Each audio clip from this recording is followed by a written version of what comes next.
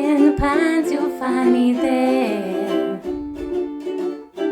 round the campfire in my chair. Pull up a seat and grab a beer. There's no need to leave, it's all right here. In the pines you'll find me there.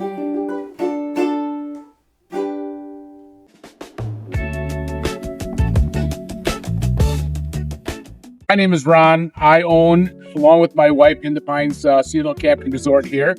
And earlier this spring, we thought it might be a good idea to do a Camping Class 101. Like really the basics on if you thought camping was right for you or if you were interested in camping but didn't know where to start. So that is kind of where I thought we would start off with. And if you guys have any questions or thoughts or ideas or something you need more information about, I'd be more than willing to either give you that information. If I don't have it, I could probably find it pretty quick. So I thought what we would do is just start right with, hey, I bought a camper and I'm on my way to the campground. What do I do? You know, so when you drive into the driveway of the campground, the first thing you want to do is check in at the front office there.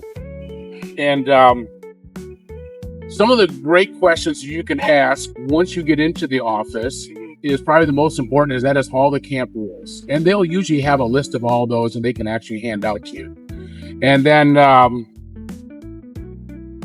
when you call in and make a reservation for a site, it'd be a good idea to make sure that whatever camper you have will actually fit on the site that they assign to you. So that would be another thing that you actually ask them, hey, is my camper going to fit here? And are there utilities here that are going to service my camper? So if your camper requires a 50 amp electrical service, then you want a site that actually provides that.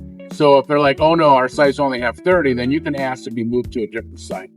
So that way they can accommodate what you have working out.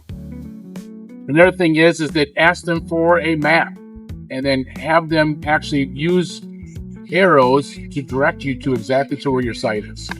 Now, before you get to your site, you want to ask a couple questions too. So if this was the site we were going to and this was your site, you have two choices. You either can drive down this road here or you go around and come back the other way. So when backing your camper in, the easiest thing to do is do it on the driver's side. So not only can you use your mirrors, you can always look out the window as you're backing into the site. And if any of you guys want to actually back into a site or want me to demonstrate backing into the site, I can definitely do that. And I was thinking maybe next year what we would do is have a class just on driving and pulling the camper. We'd pull around the campground here a couple times and then we would take turns backing into a site and then see if you actually like the idea of having a camper or if it would just be better to park it and enjoy your camping every weekend kind of in the same spot. So, and I would say that backing in on the driver's side is going to be the easiest. If you're not able to do that, then you find it a little more difficult going the other side, and that's where you're going to need a spot. At least somebody's going to be there for you. So also when driving through the campground, think about everybody else that's there, that's already got their camper set up. So you don't want to go too fast, create a dust storm, want to follow all the speed limits, and children are everywhere in campgrounds. And they think that the whole entire campground is their playground. So they'll ride their bikes in every different direction. It's usually 5 miles an hour, but every kid's doing 25 on their bike. So you have to watch out for them. That'd be the biggest thing there. Let's see. And when going through the campground, think about what you have behind you and how that trails behind your vehicle. So you always want to make wide turns at all the corners so you're not cutting onto somebody's yard or maybe even catching a tree or any other obstacle might be in your way. So that's also important. And let's see what else we got here. Oh, yeah. And before you leave to actually haul your camper here, when you look at the truck and trailer, you can see on this truck there's an adjustable hitch. When you decide where that hitch is going to be, is exactly, you want your camper perfectly level. You don't want it hanging low or up high, and vice versa with your truck. You don't want that hanging low either. And we were talking earlier about the weight distribution bars that you can actually put on campers that will help with that sag on the back of your vehicle. And that's probably something I could demonstrate if they're here or not. I'm not sure. But that's also a way to help out with not having that drop in your tail of your vehicle. And the important part of not having that happen, whether the vehicle is low in the back or high, is that if you had to make an emergency stop or you actually did get into a car accident, if the tongue is actually pointed down, when you slam on your brakes or hit something, that's going to push the back of your vehicle down and actually cause even more probably maneuverability was almost going to be gone. And same as going, if you have it pointed up and you hit your brakes, it'll actually push and pick up the back of your vehicle. So by having it completely level is going to be the safest way to do it. And that is just a matter of hooking it up and looking at it and readjusting and taking the time to do that and make sure that you're safe. And another thing is tire pressure. Now you can see that there's one oddball tire rim on here, and that's because that tire actually blew out because it was low in pressure. And when you have tires that are low in pressure, they create a lot more heat. The heat builds up, and that what's pretty much disintegrates the rubber on the tire and it comes off. So that's also important. Let's see what else we got here. I guess one of the most important things is going to be, backing into your campsite. And that's probably going to be the most stressful part of your whole camping trip is finding your site and then actually backing into it. So we talked about coming in and making sure that your site is on the driver's side, easier backing in. And when you get to your site, just stop, get out of the vehicle, and actually walk to the site, see what obstacles are in the way. Is there a fire pit? Did somebody leave a picnic table right in your parking spot? You just want to get yourself kind of like the lay of the land before you start backing in. And then this camper does not have a slide out on it. So how close you park to the utilities on this camper isn't as much of a concern as if you had a camper that actually had slide outs. So if your slide out is at 28 inches, you want to stay at least 30 inches away from the utilities. And the wider the slide out, the further away. So when I go to a site, I actually use my feet because I got big feet and they're about 12 inches. So I just step one after the other. And then I actually mark a line right in the ground. So that way when you back in, you can see where the edge of your camper should be at. And it's just much easier for the person to do the spotting and easier for you, whoever is deciding to do the backing in. So next thing is that it's great having a spot, somebody who's actually going to help you back your camper. But if you guys don't know how to talk to one another, it's going to be all for naught, right? So before you decide you're going to back in, you should have a little powwow, like a little group get together and say, okay, what hand signals mean? So for you guys, you can use anything you want as long as you each understand what that hand signal is. This is a stop, or this is a stop, or this is a stop, or this is a comeback, or that's a right or a left. But whatever it is, make sure that you decide what those mean, and then you can follow it, right? It feels targeted. What's that? That feels targeted. Let's say we save marriages here at In the Pines. You don't have to go ahead back in and out over and over again. And that's, like I said, probably one of your most stressful things. And so when backing a camper in, less is more. So imagine driving down the road, you don't do a lot of just steering, right? Because you're all over the place. Same goes when you're backing a camper. The smaller amount of movements on the steering wheel, the better off you're going to be. And then you'll be thinking, well, maybe I'm not turning enough. Maybe I am turning up. The way you can just figure if you're doing it correctly is go extremely slow, take your time, have lots of patience for yourself. Don't get upset with yourself, and also have patience for the person who's doing all the spotting for you, right? So that backing into a site will just take practice. And first thing I do is just drive the camper around the block, when you first get it. So you probably get that where you're like it's intimidating to think about pulling that whole unit with you. Yeah. So make it the easiest route you can find to just practice. And then, do it on a city street where you only go 25 miles an hour, and you take your time and you think about what you're doing. Yeah. And be present in the moment. Don't get yourself all worked up that you're not going to be able to do this, because you can.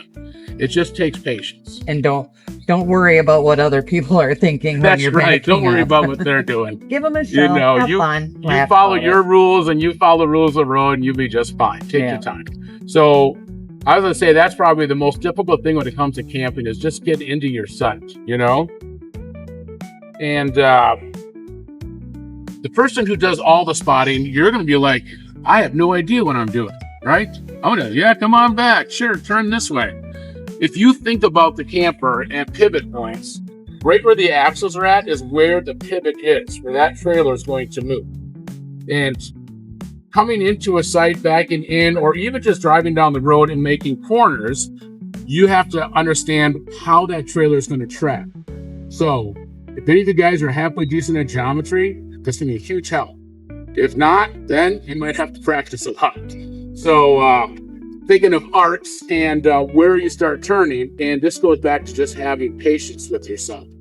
So, and I think, if we do this again, I'm going to set it all up with some cones and stuff out so you can actually drive around it. So that way, if we run over cones, no big deal, right? So that'll be, I think we'll add that to the next time. But any questions you guys have so far? Any ideas or thoughts? But we found that when we go to campgrounds, especially last year when we first started towing, everyone wants to help you. Oh, yeah. So we found a lot of people that were like, okay, you turn a little bit to the left, and then they were very happy to visit us. So Yeah. good spot. Yes. And that's great. If you can find those people. I've also seen it where we have 8 people all giving directions at the same time. Everybody's supposed to be helping. And then the person driving is and then the person who's spotting, a lot of times they know exactly what they're doing, or they have a really good sense of it. But then somebody steps in, and that's where not chaos, but just the nervousness of other people trying to help out that are overstepping, and that's where you have to just take a moment and then explain to them, hey, just give me a chance here, and we'll get it in. But have a lawn chair and have a seat and watch us, and it'll be all great. Enjoy the show. That's right. Let's see here. So you've gone through the stressful part. You got your camper where it's supposed to be sitting on the lot here. And then after that is, what do we do then? What's the next step? So the next step is always leveling your camper. And the importance of leveling is 3 probably main reasons. Your refrigerator works at a certain way, and it has to be level. If it isn't level, it's not going to work as efficiently or work at all. And next is your personal comfort, right? You want to be able to sleep, but not with your head down or your head up or side to side. And then also a lot of times if your camper isn't level, your slide out will not come out. Or if it does, it may bind up and you can't get it back in. So before you bring your slide outs out, you want to make sure your camper's level. And then some of them even have, bigger campers have a patio door, and that won't open because you're not level. So take your time, park it, and then figure out leveling. And there's so-called leveling jacks, but they're not really jacks as much as they're stabilizers. And I do have some blocks here. And these are called leveling blocks. So if your camper side to side is not quite right, you should get at least a box of these so you can use them as a ramp to park your tires on one side up to level it off side to side. And that's how you're going to level your camper side to side with leveling blocks. Some people just get pieces of 2x6 and they bring those with them. You can buy blocks that are really nice. I do it that way. And then just your basic construction level, a 2-footer works, but a 4-footer would be better. And you can use this a lot of times on your kitchen table or on your floor, just inside your door to see kind of where you're at level front to back. And once you figure out that your side to side is good, then you can use your jack on your tongue of your trailer to bring either front up or down. And once you get it to pretty much level, then you can take your stabilizer jacks and actually bring those down to the ground to stabilize the camper so it doesn't have the swinging back and forth or the side to side. You always have a little bit of that, but that will help out greatly. So I would bring a toolbox with all of the needed items for setting up your camper, like with the level. And then I actually have battery operated impact. And it doesn't have to be a special one. It doesn't have to be big, but it's a lot quicker than taking the handle and running your jacks down. So you can just stick it on there, run the jacks down till they're firm on the ground, stabilizes it. And then same thing when you decide to head out the door and leave for the weekend. Once everything is leveled, then you want to hook up your utilities. So if we go around this side of the camper, then I can kind of show you where the utilities are at and what things look like. I have one thing though. Sure. If you were going to go to be seasonal, what's the thing we always tell people if they're going to purchase a camper from a RV center or something? Yeah. Well, yeah. And so when purchasing a camper from an RV dealership and you want to bring it to a seasonal site, campground, I always negotiate out the price first, get it exactly where you want it, and then set it up where it's okay. Now we got the price figured out. You guys have to deliver it and set it up. And of course, they'll give you the big runaround. Well, we're not doing that. That costs you $500. And say, okay, I'll go someplace else and walk out the door. They will call you, or they'll just say, all right, I'll split it with you, or I'll do this. So negotiate the delivery and the setup after you've already just figured out a price for the camper, because those are two separate items anyway. The purchase of the camper and them towing it to wherever it's going and to the setup.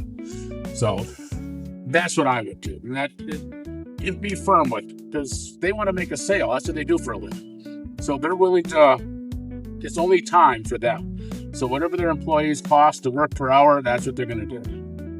All right, we'll go around the other side. All right, so on the driver's side of the camper is normally where all of the utilities are located at.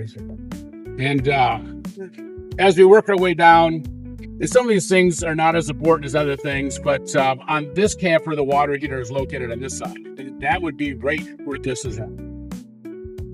And as you work your way down, some campers have a connection for cable. Now, there's some campgrounds that actually offer cable. I don't think a whole lot of those are left anymore. But at one time when cable TV was the big thing, a lot of campgrounds put cable throughout, and then you could have cable TV. And then usually all of your water is connected all in the same spot.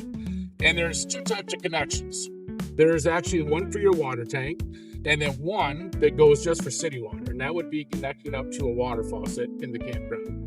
If you were at a campground that didn't have water as a utility, before you left home, you could actually fill your water tanks up with potable water, and then you would have water for how many gallons your camper would have. Anywhere, 35 to 100 gallons, depending on what you have. The next is electric, and I think electric is very important because any sort of, not necessarily short, but if your connection is not solid, there's a chance of small arcing. And that small arcing in the connections can actually wreak havoc on your whole entire camper. And so that's one of those things that's very important. And I'm going to show you guys.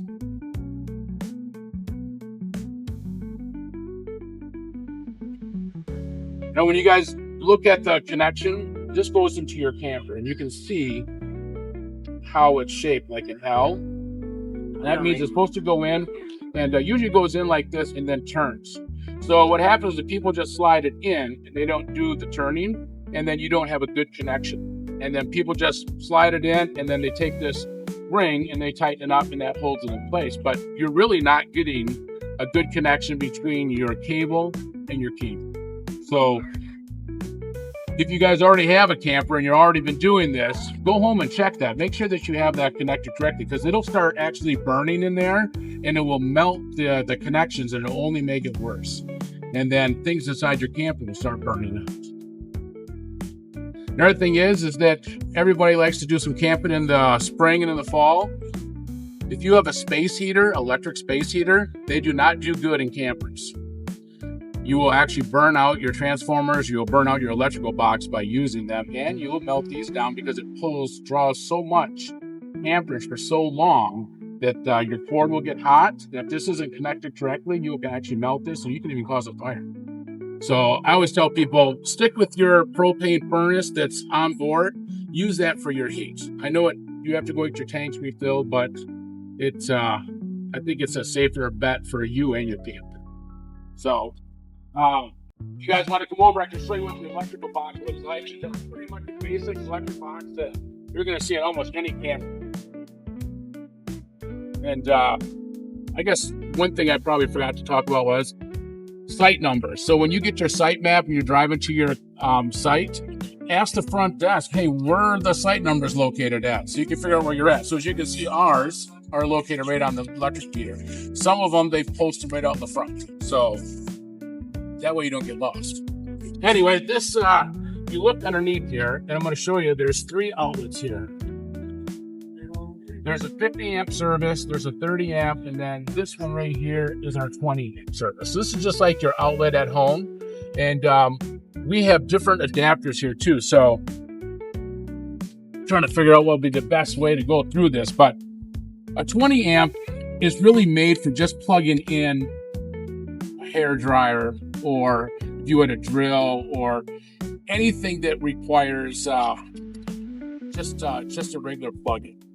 And different campers require different connections. So like this connection, and you can see the blades on it, and it's easy to match this up to the socket, but this is a 30 amp. And there's a 50 amp here, and there's all 3 of them are in here, and then there's breakers for each one. And when you connect your electric, make sure all the breakers are off. And then I go to the camper and hook up electric there, come back, plug it into here, and then you can flip the breaker. That's gonna be the safest way, so you have to worry about arcing or creating a power surge to your game. Now, the little adapters here is something you should put in your little toolkit. Because if you get to a spot and you have 30 amp, and for some reason that breaker goes bad or isn't working for you, they make an adapter that's a 50 to a 30. And that way at 2 o'clock in the morning, you can use this and you're still gonna have power. And then you can get somebody to fix it the next day. This one is just a regular 120 that goes to a 30. And you can also use one of these, but chances are you won't be able to use your air conditioning because it doesn't have enough amperage coming through. It's only a 20 amp instead of a 30. And some boxes only have 15 amp outlets too. So that's something to watch for. Any questions? I mean, electric is simple, but yet it's kind of confusing. So, Well, keeping your connectors clean, copper. oh yeah, absolutely. And they actually make a grease, dielectric grease that you can put on all of your fittings and your blades, and that will actually keep them from corroding. So if you have a corrosion, it doesn't have as good a connection. Do you have to turn off all the breakers or just the breaker you're going to use? Just the breaker you're going to use. Yep. Ron talked about taking a 30 and put it into a 50. If you have a 50 amp camper, all they have is a 30 and you go down. You really have to use your head, because if you have 2 air conditioners, you're not using both air conditioners. You might get to use one. And if you try to set it Arctic down to 62, and it's not going to keep up, because you're pulling 50 amps, but you're pulling from 30 amps. So it's going to bottleneck, and you're only going to be able to get so much. Right. And then some of them will actually, because the 50 amp service, it's almost like there's 2 30s coming in. So, and it breaks your electrical box in half. So like maybe only half of your outlets will work if you have an adapter from 50 to a 30. Because these blades right here, each one of these is pretty much a 120. And this is just a 120. Your 30 amp, this one right here. So, and I know that's kind of confusing, but that's something that was probably for a class that's a little more advanced. Well, But at least this gives you a basic idea of what there is for electric, what the electric box looks like, some tips on how to connect your electric when you get there, And as time goes along, it's one of those, learning things you'll figure out. But I would always bring extras of these adapters just in case. You never know. And if you're in a campground, a seasonal campground, you really do want a place that has its own meter. So a lot of these older campgrounds will be all hooked up on the same line. So it's really hard to actually read your meters. We here in the Pines don't actually charge you even to read the meters. Our 17-year-old daughter does it. So we just include that. Any other questions on electric? All right, and then the next thing is, of course, your sewer dump. Now, that's still the most unpleasant, of course, when you're out camping and you actually have a onboard bathroom and a shower and stuff. And there's usually 2 tanks. One is your black tank, and that's everything that comes from your toilet. Then there's always a gray tank, and that is what comes from your shower and from your sinks. And they're 2 separate on the camper. And you can see right down here is the sewer drop. And you can tell what kind of camper you have. I've seen them where the sewer drop is all the way in the back, and I've seen them all the way in the front like this one. You can buy accordion hoses and actually holders for those hoses that will reach this distance. And I would always bring 2 with them that you can connect together. And that they make little connectors. But just in case you had a distance to go, you could do that. And always keep your black tank shut-off valve shut at all times. If you don't, all the liquids will run out, but the solids will stay, and then you'll have some issues. So always keep your black tank closed. You should always keep your gray tank closed because you can use your gray water then to flush out your black water or your black tank hose. So kind of the best, I guess, scenario is do your black tank first and then use your gray tank to flush everything that came from the black tank. And if you had to, this little tip here, if you had to actually go from your campsite to another spot to dump your black tank, good idea is to take like a bag of ice and actually dump it down in your toilet. And as you're driving, the sloshing of the ice inside will actually kind of scour the sides of your tank and clean it. And it's ice, so it's just going to melt and run right through. But that's just kind of a little trick you can use to keep your black tank a little bit clean. If you're at a stationary spot, then best thing to do is just to flush it with a hose. And some of the newer campers actually have a black tank flush. So if there's levers you can turn, it automatically sends water up to your black tank, flushes out the sides. You do that, and then that's a lot easier than pulling a hose into your camper and sending it down the toilet. If you have a seasonal though, so you would do PVC, right? Pipe. And so what would be the angle? When it comes to a seasonal site, if you're going to be stationary here, I would advise just connecting up regular PVC pipe from your sewer drop to the septic that's on site. Makes it a lot easier. There's less worries of leaks. And if you don't want to do that and you still want to use your hose, you can do that too. I just tell people take a PVC pipe, 4-inch, cut it in half, and use it as a trough, and then that stays flat, and then you can put your hose right inside there. So there's 2 ways of doing it. I've seen people use different kinds of angles. Well, what would be the angle you would recommend? Yeah, if you want to do it plumbing correctly, for every foot, it's 1/8 of an inch. So every 8 feet, you're a drop of 1 inch. Will you be able to do that in a campground? There's a possibility of that, but I would use that as a guideline because, like they say, you want the canoe to float down the water, and if it's too steep, the canoe will be left behind, and all the water goes away. So that's kind of like a general to make it much easier for dumping your black tank and making sure you don't get clogs or floats. Any questions on that? It's kind of a brief. Let's see.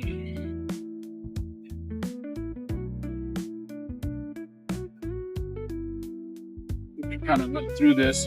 And so, being that it's a holding tank and things that are down there don't smell that pleasant, there's many chemicals that you can buy to put into a holding tank, to a black tank, that is going to either mask the smells, or there's actually some that will actually just make the smells go away completely. And when you look to purchase those, make sure that they're septic safe. So you don't want to be putting things into your black tank that would actually cause issues for a septic system. And septic systems work on bacteria. Bacteria breaks down the waste, kind of turns it into a water, is treated again out onto the mound, the sand bed. Anything that you put down your tank is going to go into that, and if it's not good for bacteria, then it's not going to be good for the septic, because it'll kill the bacteria in the septic system. Do you have to buy RV toilet paper? Yes, and that's another thing. And that RV toilet paper is more for not creating clogs, because RV toilet paper actually breaks down quicker than home toilet paper, and that's the only reason you use that. So you don't have to worry about your drop hose going to your septic is too steep, and now you have toilet paper that is still solid getting stuck in there.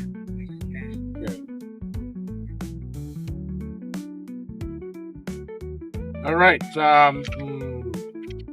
let's see. So I guess after that, you pretty much got your utilities all connected.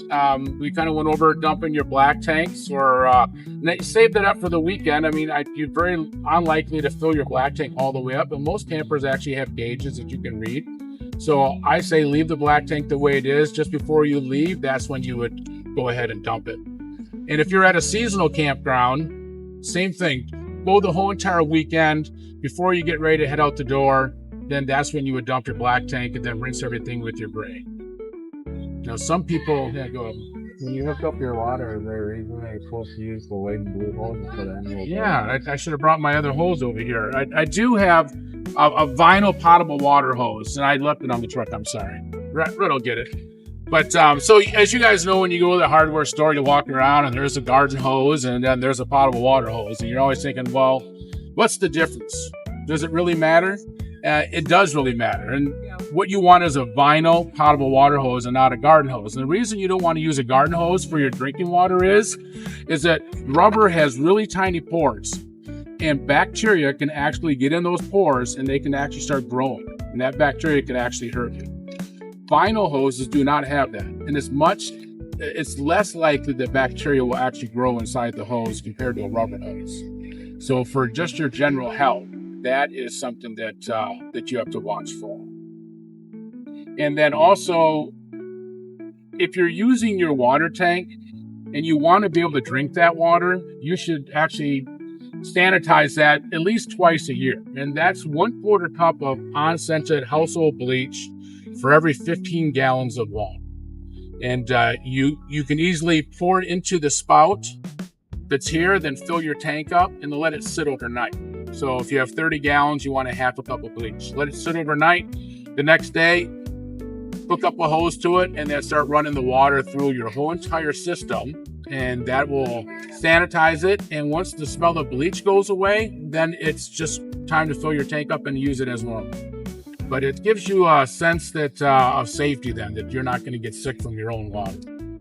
Same with using the rubber hose. Use the right proper potable water hose, and then you won't get sick either. So when you get ready to leave, time is up, and you're like, oh no, fun's over. I got to get out of here. Got to get home. Get yourself a checklist of things that you need to do before you leave. Like, don't forget to disconnect your electric. Stow that away. Don't forget to disconnect your black tank hose or your potable water hose. Don't forget to stow your steps. Drive down the road and catch a curb, and now your steps are ripped off.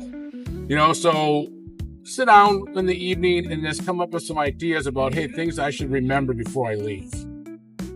And then if you had a potable water system where it's actually had a garden hose connection, because some of them do, it doesn't go into your black.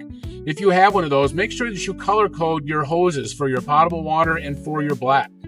And it'd be better to buy a black hose for your black or your gray, and then of course the white potable water hose for your drinking water.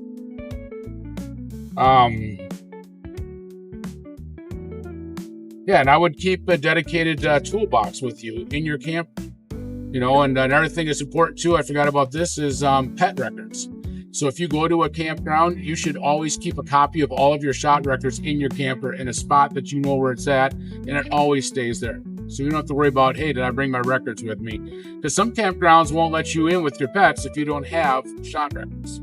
So that's just an easy way. Or let's say your dog actually does bite somebody. If you don't have the vaccination records they will take your dog away from you. Go to a pound. But if you have the record showing that your dog has been vaccinated for rabies, you'll be able to keep your dog and go home with it. So that's important.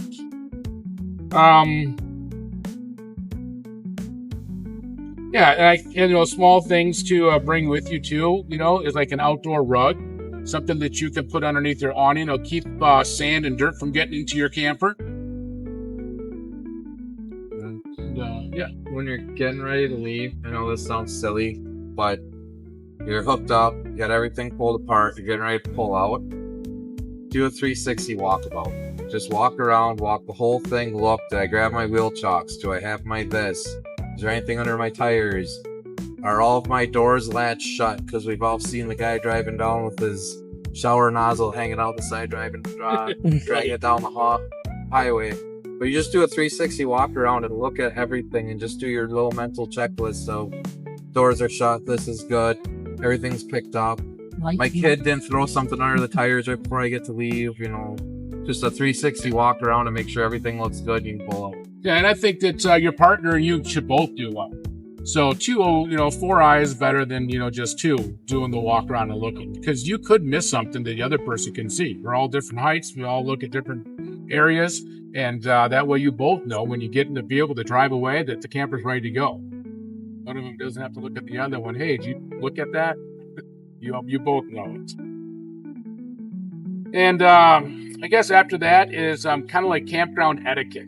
When you go into a campground, you're visiting there. Everybody else is visiting there. And everybody wants to have fun, right? But don't let your fun spill over into them, because maybe they don't want to have the same fun you're having. So keep your fun on your site and be respectful of their fun, and give them the courtesy of that. Quiet hours, that's very important too. There's all kinds of people that sleep different hours than we do, but if it's 10 o'clock in the evening, it's quiet until 8 a.m., follow the rules. Give your neighbor a break. We don't know what they've been going through. So golf cart safety, that's probably another big is, who's driving the golf carts? What are you doing? Are you paying attention to where you're going? And just being safe things driving your vehicle. Stay at 5 miles an hour. Common courtesy, let vehicles have the right of way. You're not going anywhere. You're just driving around the golf cart. You're just having fun. So let people who are going someplace go somewhere. Watch out for kids, and just be respectful of others. Probably another one is like your lighting. So you might have a really cool camper that has all these crazy lights that are flashing and you love it. You sit out there and can watch your camper, but your neighbor has got a window right there, and they probably don't appreciate the flashing lights going on like you do. So just be respectful of what you have for lights. Lights, spotlights you're not shining, or flashlights shining in somebody else's camper. And probably the pet one, is your dog, when you're around it, doesn't bark. But the minute you drive out, you get in your golf cart and leave, and next thing you know, your dog misses you so much, it's just yelling at you to come on home. So make sure your dogs aren't barking, or at least find something, bring them with you so it's not upsetting your neighbors. All dogs bark, that's just the nature of what dogs do, but a steady barking while you're gone is not fun for anyone. And it's not fun for your dog. You get being stuck there, being worried about what mom and dad said. And that's kind of basically a Camping 101. You guys have questions or anything I could do to ease your worries of pulling a camper around? Or in its staying inside of a propane tank is actually a liquid, and they're only filled to 80%. That gives a room for expansion inside the cylinder here, that if it gets really hot, liquid propane will actually expand, and when it gets really cold, it'll actually shrink.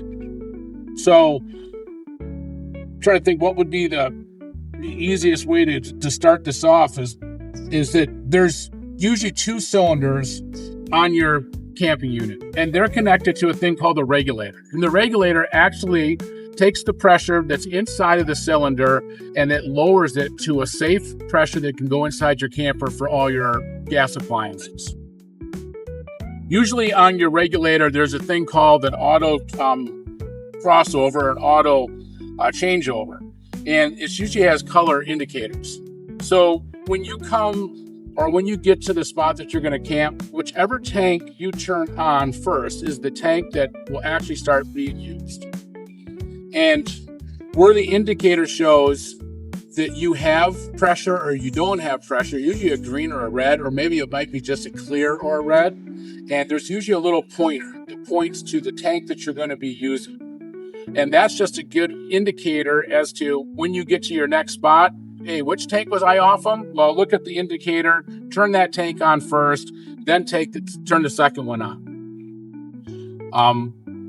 Then you have propane inside your camper. You can do cooking, you can use your furnace, enjoy it the way you want. And then each day, if you're out camping and you're not sure about how much propane you have left in your tank, you can take the cover off and actually look at the indicator. And if the indicator is red, that tells you that the tank that is pointed at is empty and you're now working off from the other tank. So now you'll be able to remove the tank that's empty, go get that filled or do an exchange, and then leave the tank that is switched over to it and turn your indicator to that tank. And then wait for that one to go empty and do the next thing. So when you connect your propane, get a little soapy water, a little Dove soap, put it in some water, swish it around. And if you have a little paintbrush, you can use that, or you can just pour it right on the connectors to see if there is any leaks. Most of the new connectors here are really good about solving that issue. What's your biggest worry about propane? Start Mom. Sure. Yeah. So I've seen Tom actually attached to a grill, and it. Yeah. So propane is heavier than air, so it'll actually sink. So if you had a leak someplace, it's actually going to sink to the bottom. So if you actually had a grill and there was a leak inside underneath the grill, and as that propane sinks, it's going to hit the bottom of the grill and then work its way up, and that could cause an explosion. Or if you don't have a connected thread, then when you open it, or sometimes what people do is they leave the valve open, they disconnect, and then they connect the next tank with the valve open. And these do have an auto shut off, so you have to have a hose connected for the propane about. Larger tanks do not have that. The minute you open the handle, it'll start collecting propane. So to not worry whether or not there's a leak, use the soapy water. Connect it first, get the soapy water, put it on there, then open the handle to shut off valve, and just watch. You'll see little bubbles if there is a leak. And then some people say they travel without the tanks on for their refrigerator, and others say they travel with it on. Oh, yeah. And that, so the rule that they say is you're supposed to turn your propane tanks off when you travel. Right. Now, there's different types of refrigerators in campers. You can have a regular household refrigerator in some larger, newer campers. It runs off from 120 volts, just like in your house. You can have a camper refrigerator that works off from 12 volts. And it's pretty much the same as your house, but it usually uses a little less electricity. And the compressor that spins, that runs off from 12 volts instead of DC instead of AC 120. And the next refrigerator you have is one that can actually use the heat from a flame to cool your refrigerator. And it takes propane to do that. So if you're traveling from point A to point B and you have things in your refrigerator, the best way to do that is freeze water bottles. Get everything cooled off to where it's supposed to be. Freeze water bottles and put the water bottles in your refrigerator, so then you'll be able to drink them later. And then when you get to your location, start your refrigerator up. That's the safest way. If you want to be a maverick and just drive down the road and hope for the best, well, by all means, leave your propane on. But I would suggest that you find a means to keep your refrigerator cool. And most refrigerators are well built, so if you go someplace 2-3 hours away, it won't cool off unless you open the door. So when you get to your destination, then get everything up and working. And most of the time, your refrigerator is going to work off all the utilities that are at the campground. The only time you probably use your propane refrigerator is if you're going to go off boondocking, meaning a campsite that has no utilities whatsoever, and you're kind of off grid. Then you're definitely going to want to use that. But biggest worry is having a leak. So if you can remember to put leak check on it, then if there is no leaks, there's no worries. Yeah.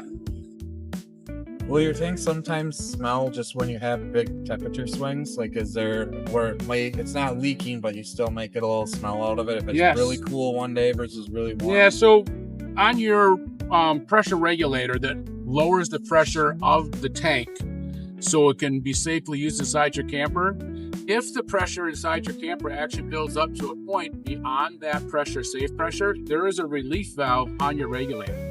And that will spit out just enough pressure to lower it to a safe, manageable operating pressure. So you might get a whiff of propane every once in a while when it really warms up during the day. But if you do smell that, check for leaks. That's the most safest thing to do. If there is no leaks, chances are that's when it was. And another thing is, if you're in your camper and you're using your cook stove and you start smelling propane, you're like, uh-oh, do I have a leak? A lot of times it's because your tank is low. And the odorant that they put in propane settles to the bottom of tanks. And as you're using that tank, at the very end of it, you'll get a whiff of propane. But check that your other burners are not on accidentally. You know, just don't assume that you're just low on propane. But that's an indicator they'll tell you that, hey, I must be getting low on propane if I have a little more of a smell to it. That smell doesn't always burn off when you're using your cook stove.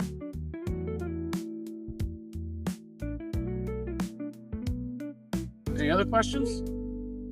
I think so. Yeah, if you guys ever have more questions, you can get a hold of me here at the campground, and I'll be more than happy to answer any of them. You know, so here at the Inland Pines, we try to be friendly and nice and help everybody out. I appreciate it. Yeah.